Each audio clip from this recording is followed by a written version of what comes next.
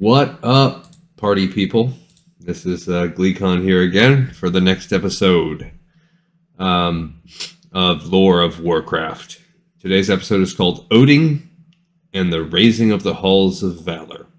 In our last episode, we left off with the dragon aspects gaining their powers and creating from proto-drakes dragons to help safeguard the world.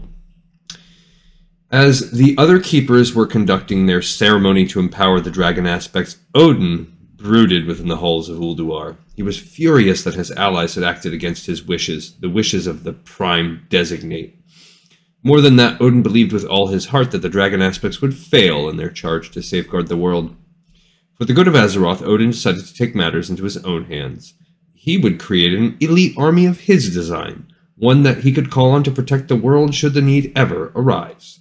To fill the ranks of this fighting force, Odyn would look to the mighty vrykul. He had always admired their innate courage and strength. He saw the vrykul above all other Titan forged as the perfect expression of the warrior spirit. Upon returning to Ulduar, Tyr and the other keepers demanded that Odyn abandon his foolish plans, yet their words had no effect on the Prime Designate. Odyn was single-minded in his focus and unbending in his ideas of what was right. He invited the other keepers to help him create his army. When none stepped forward to join his cause, Odyn announced he would pursue his quest without them. Odyn secured one of Ulduar's wings to act as the base for his new army. To permanently separate it from the rest of the fortress and from the other keepers, he called on the Titan-forged sorceress Helya. Over the ages, Odyn had come to see her as his adopted daughter. Helya wove a great spell to encase the keeper's stronghold. Then, focusing all of her power, she ripped the colossal chunk of Ulduar from the earth and lifted it into the cloudy skies. In time, this floating citadel would become known as the Halls of Valor. From atop his fortress, Odyn bellowed out a proclamation to all vrykul. Those who proved their bravery by dying glorious deaths in battle would live again in the Halls of Valor. Their spirits would be transported to the fortress and given mighty new, storm-forged bodies. These champions, these Valarjar, would serve as Azeroth's foremost guardians. Their deeds would live on in the hearts of all Titan-forged forever after. All that remained was to find a means of ferrying the spirits of the dead to the Halls of Valor. For this, Odyn studied the energies that permeated the Shadowlands. The knowledge he gained would allow him to transform some vrykul into spectral beings known as the Val'kyr. These would allow him to transform some vrykul into these wraith-like servants would travel between the Shadowlands and the physical world, guiding the souls of worthy vrykul to the Halls of Valor. Yet those who became Val'kyr would be cursed to live as phantom beings for all eternity. No vrykul volunteered for the grim task of becoming a Val'kyr, and thus Odyn decided he would create his servants by force. Helya admonished the keeper for his willingness to turn the Titan forged into slaves against their will. The argument between her and Odyn grew so heated that the two nearly came to blows. In the end, Helya warned that she would return the Halls of Valor to Ulduar if Odyn did not change his mind.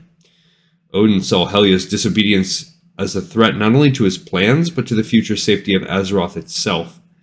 Blinded by his dreams of what the Halls of Valor could become, he struck out at the sorceress.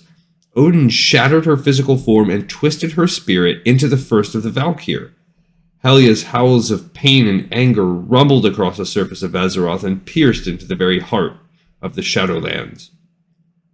The violent transformation would forever darken Helya, but her torment was not finished.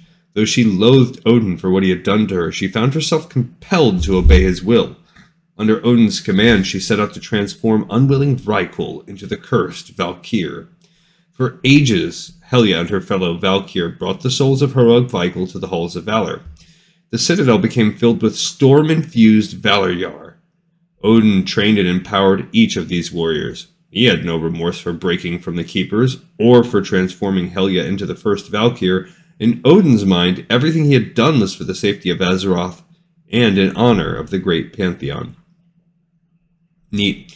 Okay, so you experience a lot in Northrend, in Legion, those two expansions, and a little bit in the Shadowlands expansion, some of the things that have gone on with Odyn and Helya, and how the Val'kyr tie into the afterlife, and here is the explanation of that, so it's pretty neat. It does seem that Odyn, as he is in many mythologies, is kind of a douche. And you can see how Helya went against him. Like I said, it darkened her, so this is the beginning of her becoming a villain. I didn't know that she was a Val'kyr, so I don't know if that comes up in one of the other stories or something like that. I kind of saw her as like more like a Hades type of thing, but based on one of the expansions, I think Legion.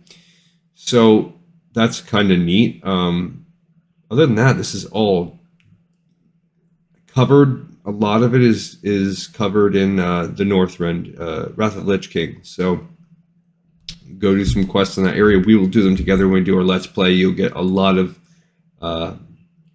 fleshing out of that story. But pretty cool, pretty neat. Very specific content and region specific to Northrend. All right, guys. I look forward to the next episode, and I enjoyed talking about Helya and Odyn. Later.